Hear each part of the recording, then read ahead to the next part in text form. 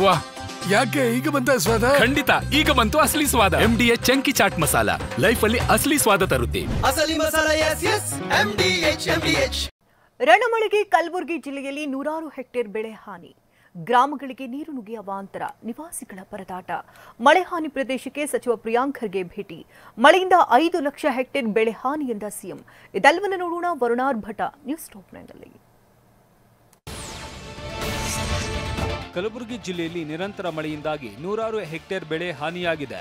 ನಿರಂತರ ಮಳೆಗೆ ತೊಗರಿ ಬೆಳೆ ಕೊಚ್ಚಿ ಹೋಗಿದೆ. ಕೆರೆ ಭೋಸಗ ಗ್ರಾಮದ ಮಲ್ಲಯ್ಯ ಅನ್ನೋ ರೈತನ ಬೆಳೆ ಸಂಪೂರ್ಣ ಹಾನಿಯಾಗಿದೆ. ಲಕ್ಷಾಂತರ ರೂಪಾಯಿ ಸಾಲ ಮಾಡಿ ಬೆಳೆದಿದ್ದ ತೊಗರಿ ಬೆಳೆ ಸಂಪೂರ್ಣವಾಗಿ ಹಾಳಾಗಿದೆ.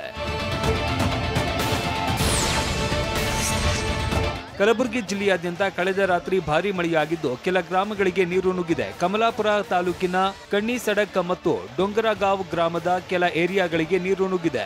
ಆಳಂದ ತಾಲೂಕಿನ ನರೋಣ ಗ್ರಾಮಕ್ಕೆ ಮಳೆ ನೀರು ಹೊಕ್ಕಿದೆ.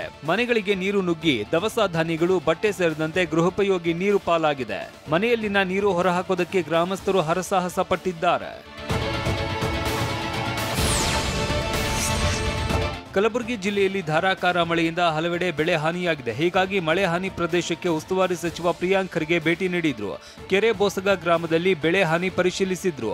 ಈ ವೇಳೆ ಬೆಳೆ ಹಾನಿ ಪರಿಹಾರಕ್ಕೆ ರೈತ ಮಲ್ಲಯ್ಯ ಮನವಿ ಮಾಡಿದ್ರು. ಕಲಬುರಗಿ ಜಿಲ್ಲೆಯಲ್ಲಿ ಮಳೆಗೆ ರೈತರ ಬೆಳೆ, ರಸ್ತೆ ಹಾನಿಯಾಗಿದೆ. ರಸ್ತೆ ದುರಸ್ತಿಗೆ ಡಿಸಿ ಖಾತೆಯಲ್ಲಿ 30 ಕೋಟಿ ರೂಪಾಯಿಗೂ ಹೆಚ್ಚು ಹಣ ಇದೆ ಅಂತ ಜಿಲ್ಲಾ ಉಸ್ತುವಾರಿ ಸಚಿವ ಪ್ರಿಯಾಂಕ್ ಖರ್ಗೆ ಹೇಳಿದ್ದಾರೆ.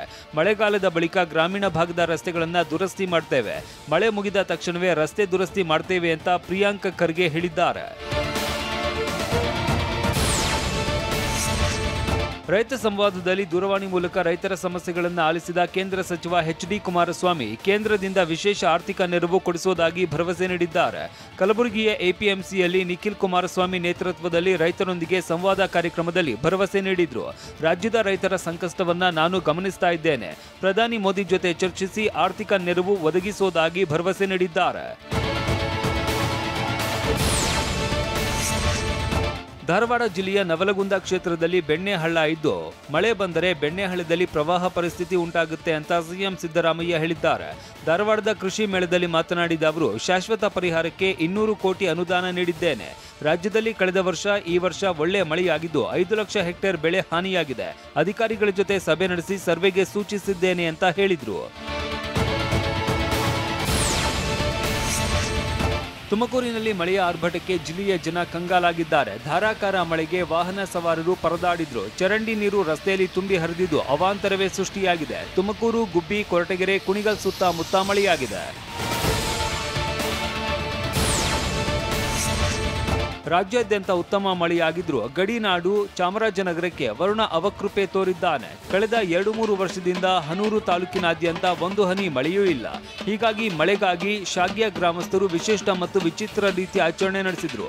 ರಾಗಿ ಅಂಬಲಿ ಮತ್ತು ಹುರುಳಿ ಹಂಚಿ ಹೆಗಲ ಮೇಲೆ ನೇಗಿಲು ಹೊತ್ತು ವಿಶಿಷ್ಟ ಆಚರಣೆ ನಡೆಸಿದ್ರು. ತಮಟೆ ಸದ್ದಿಗೆ ಸೀರೆ ತೊಟ್ಟ ಪುರುಷ ಮತ್ತು ನೇಗಿಲು ಹೊತ್ತ ರೈತರು ನೃತ್ಯ ಮಾಡಿದ್ರು.